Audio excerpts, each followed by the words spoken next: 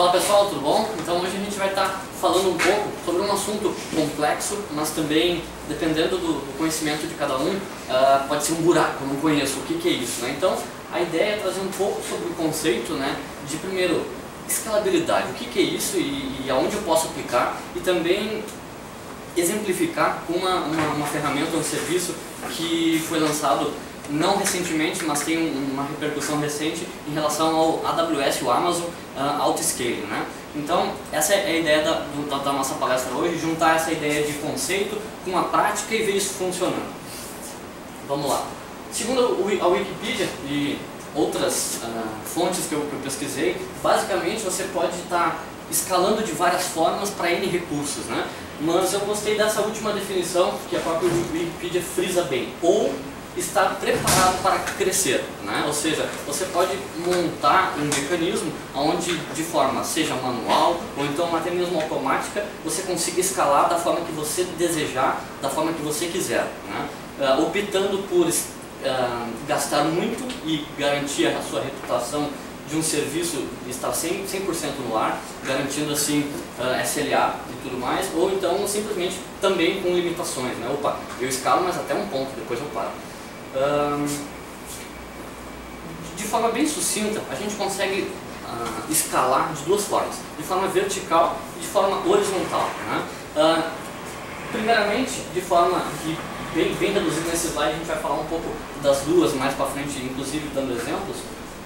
De forma vertical, a gente consegue ter um único recurso, seja ele uma máquina, né, uma VM, ou então um roteador, quando a gente fala de rede, porrada. Aquele meu servidor com 300 GB de memória, processadores quad-core rodando de forma processada e tudo mais, mas eu tenho apenas um recurso, né? Ou então, horizontalmente, eu tenho vários servidores nem tão bons recursos, mas também que fazem a mesma coisa e processam junto, distribuindo cargas.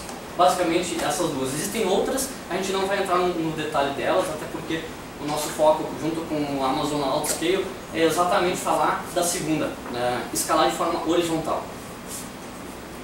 Então, vamos falar um pouquinho de que forma eu posso estar escalando de forma vertical, né?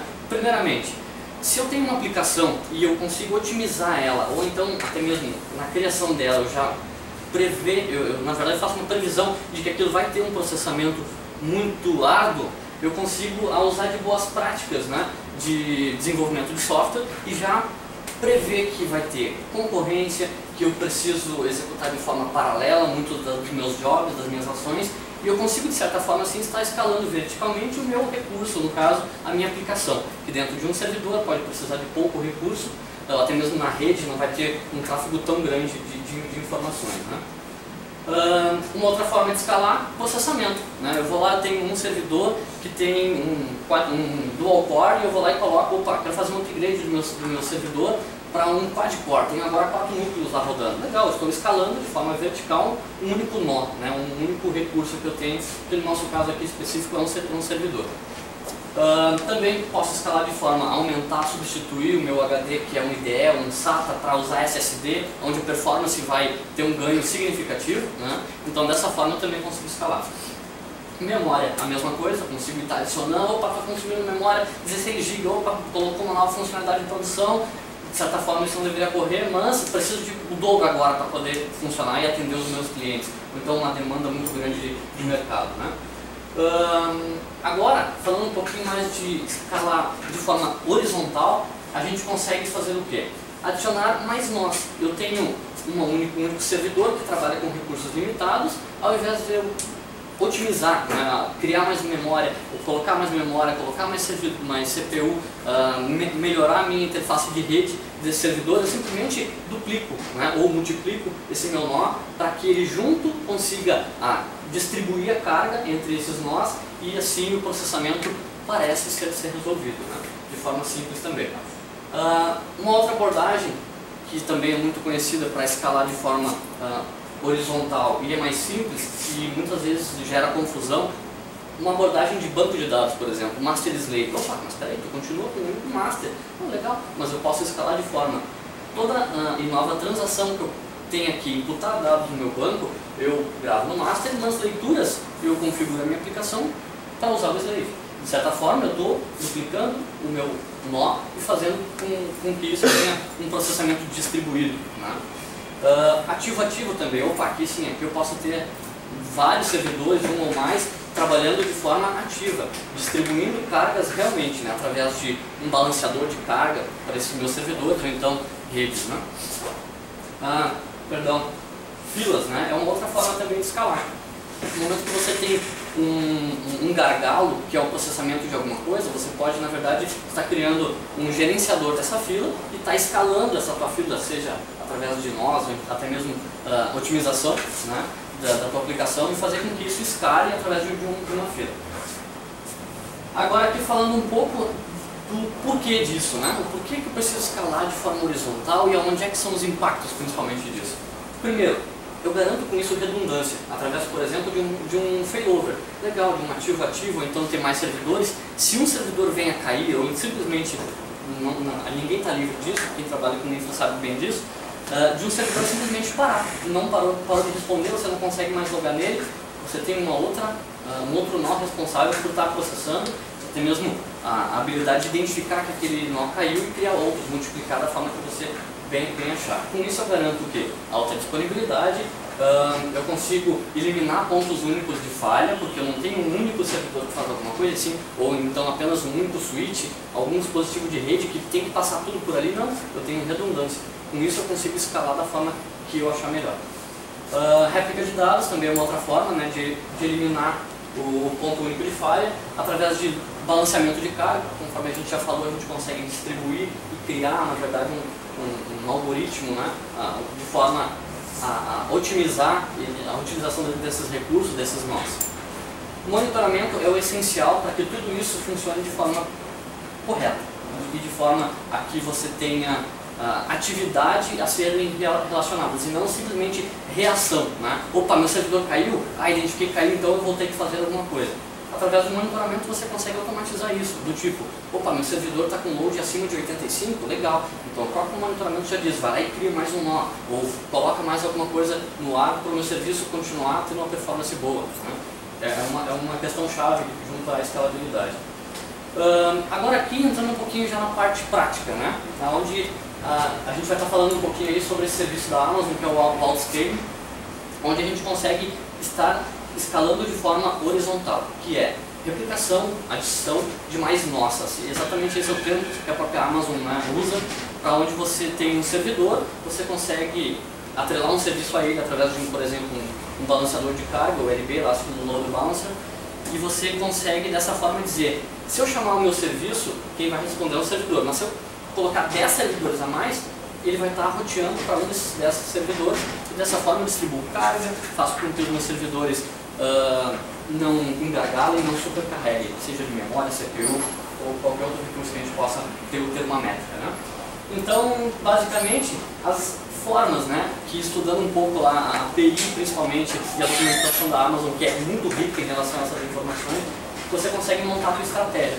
Legal, Guilherme, eu tenho um servidor, um serviço, mas eu não preciso ficar escalando meu CPU nunca passou de 90 faz um ano que eu tenho a minha aplicação e minha demanda é baixa. Legal, cara, de repente a tua estratégia ela não é automática, mas tu consegue fazer ela de forma automática utilizando EC2, né, que são a parte de gerenciamento de VMs, exatamente dos nós, como é tratado em relação ao processamento das tuas aplicações. Eu posso estar criando NVMs a partir de uma imagem e também utilizando o recurso do Elastic Load Balancer para justamente eu ter um único serviço lá, a meu URL, por exemplo, twitter.com, eu não sei o que responde por trás dela. Por quê? Porque tem um balanceador disparando e distribuindo essa carga para vários servidores, né? Ou então um cluster deles.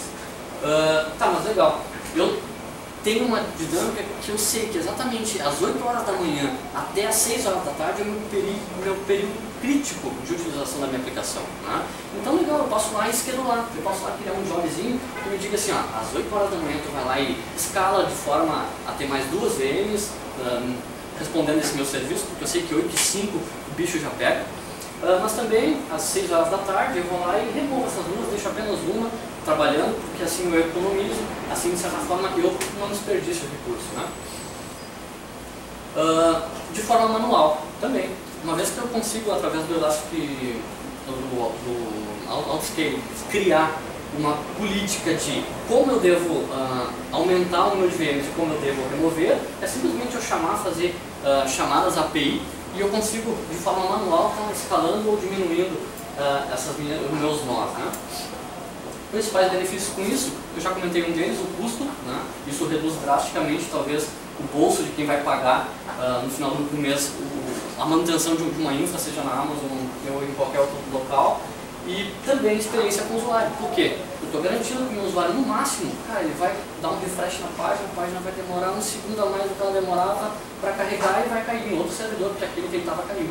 Né? Ou seja, eu consigo escalar, eu consigo distribuir de forma a não cair, ou pelo menos garantir alta disponibilidade. Ferramentas para isso, então, já que a gente está falando do Autoscale. A gente pode utilizar algumas ferramentas. Eu trouxe aqui 3 que são as principais e as recomendadas. Uma ferramenta que está no próprio GitHub da Amazon, os links estão lá no final da apresentação para depois quem quiser verificar. Command Line Interface, né? Onde é uma interface usando Python, onde através de linha de comando você consegue chamar os web services, os serviços de web services da Amazon e consegue dessa forma fazer tudo isso que a gente comentou. Uma outra forma, ferramentas específicas para cada serviço que a Amazon disponibiliza.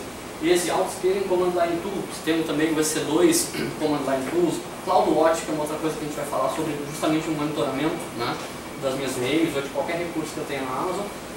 Sem falar no próprio SDK, né, que a própria Amazon disponibiliza para todas essas linguagens e até mesmo para dispositivos móveis, né, que é a partir de um dispositivo móvel fazer uma interação. E por aí vai. Documentação. Aqui eu comentei algo bem rico em relação a todos os serviços, mas também para o Autoscaling. E uma coisa legal que eu gostaria de mostrar aqui em relação a essa documentação, que eu achei muito prática em relação ao Quick Reference Card. Você tem, na verdade, aqui, de forma resumida, todas as funcionalidades que você consegue utilizar para utilizar o Autoscaling, e você tem exatamente a especificação de cada parâmetro, né? Então, simplesmente eu preciso fazer o que? Chamar a função de criar o meu grupo, né? Quais são os parâmetros, esse aqui, não preciso desse, vou passar só esse e esses, né? Então, é algo muito legal, uma documentação bem resumida, mas muito útil. Depois, algo que você, quando vai desenvolver com SDK realmente da Amazon, é uma coisa que ajuda e muito o Developer Guide, onde você tem lá instruções desde da onde baixar, como baixar e como fazer.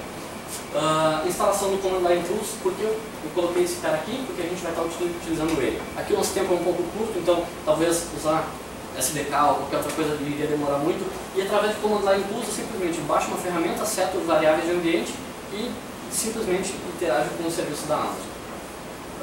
Pré-requisitos, então, para a gente fazer isso que eu comentei, né? Primeiro, lá através do EC2, primeiramente tem que ter uma conta na Amazon, obviamente, ter uma imagem, uma AMI, Amazon Machines Image, ou seja, uma imagem de um servidor que eu gostaria de escalar, ou seja, que tem a minha aplicação, por exemplo, e vamos supor que aqui nós temos uma AMI chamada VM Autoscale, tá? E por detrás dos planos também a gente já está aproveitando essa oportunidade para dizer, cara, eu também tenho um LB que responde lá no meu twitter.com, center.umove.me, né? Que esse é o nome dele criado lá na Amazon. Com isso, o que eu preciso inicialmente? Primeiro, eu preciso criar uma configuração para o meu Autoscaling dizendo assim, legal, o que eu vou criar, multiplicar quando for chamado? Daí eu digo, legal, esse é o comando exatamente que você executa na linha de comando quando baixa a ferramenta. É uma ferramenta que é uma pasta, você faz um zip dela e ali dentro tem comandos .bash ou então para Windows .cmd que você executa passando parâmetros. Esses parâmetros aqui, para nós já estaria de bom tamanho, nós já criaríamos dizendo quem é a imagem que eu vou escalar? Essa aqui. Legal, então toda vez que eu for criar uma nova VM, eu vou criar uma VM baseada nessa imagem aqui. E de que tipo vai ser essa instância que eu vou estar criando? Vai ser uma micro lá. Eu não preciso mais do que isso porque eu vou estar criando várias. Então dessa forma eu crio a nossa primeira opção, que é a configuração de como escalar. Segundo, eu digo, legal, eu preciso de um grupo para fazer isso. O que de mais importante tem no grupo? Eu digo isso aqui principalmente. No máximo, quantas VMs eu posso atingir no momento que eu começar a escalar de forma maluca lá? Vou no máximo até 20, porque depois daí eu tenho que ter o controle, até mesmo interação humana para ver o que está acontecendo. Né? E no mínimo 2, eu tenho que garantir lá no mínimo 2, porque se não tiver 2 vai dar problema para mim. Né? Digo aqui quem é o meu balanceiro associado, digo aqui quem é as zonas de disponibilidade que eu vou estar criando essas VMs. No passo 3, a gente vai estar dizendo justamente uma coisa muito importante do autoscaling, a política. E aqui a gente está criando uma política para criar, incrementar as VMs, né? Que é, primeiro de tudo, dizer de quanto em quanto eu vou estar incrementando. Opa, vou estar adjustment igual a 1. Né? Então, de forma a mudar em capacidade e aumentando. Esse parâmetro aqui, por último, cooldown, é justamente a questão. No momento que eu peço para criar uma VM agora, se, enfim, eu estou sofrendo um ataque lá, ou então realmente a demanda está muito grande, nos próximos 300 milissegundos, ele vai ignorar se mais alguém tiver com problemas lá, ou então tentando escalar uma nova VM. Se eu requisitei várias vezes, ele vai dizer, está dentro dos 300 milissegundos da primeira que foi, então eu ignoro, vou esperar essa subir, normalizar para depois verificar. Tá? Ou então aceitar novas requisições, como é o caso. No passo 4, a gente está criando então, agora uma política ao contrário. Já que a gente cresceu, a gente também tem que reduzir. Né? Então eu estou dizendo, opa, adjustment menos 1, que eu vou mudar a capacidade disso. Né? E por aí vai. Daí eu passo outros parâmetros só para informar qual é o grupo que eu criei anteriormente, para ele associar e tudo mais. Passo 5, bora testar isso, né? E a nossa abordagem, a nossa estratégia aqui é justamente fazer o quê? Testar manualmente. No momento que eu tenho uma política de crescimento de 1 em 1, eu tenho toda a minha estrutura criada, simplesmente eu posso executar um comando chamado execute policy, onde eu digo qual é o nome da política lá. Se vocês notarem, exatamente o nome da política que nós criamos aqui para incrementar, né, o número de VMs. E simplesmente eu passo qual é o meu grupo para ele associar e verificar quais VMs e tal, se ele fosse no caso de ter que crescer também, saber qual VM, e com isso eu consigo lá testar e verificar, opa, caiu uma VM, legal. Ela terminou a VM, isso é uma coisa importante, né? Ela sempre termina ela lá. E aqui é a mesma coisa quando eu vou, então, opa, ao contrário, scale down, scale up. E com isso eu consigo então adicionar e remover, né, de forma fácil e consigo testar manualmente. É isso, pessoal, por hoje então, essa é a ideia. Essa mesma apresentação vai estar no nosso blog com um tutorial exatamente listando como fazer cada passo, instalação, e essa é a parte 1, depois também a gente vai ter uma segunda parte para mostrar como é que funciona o SDK, usando um SDK Ruby, algumas gems para ajudar nisso, beleza? Valeu!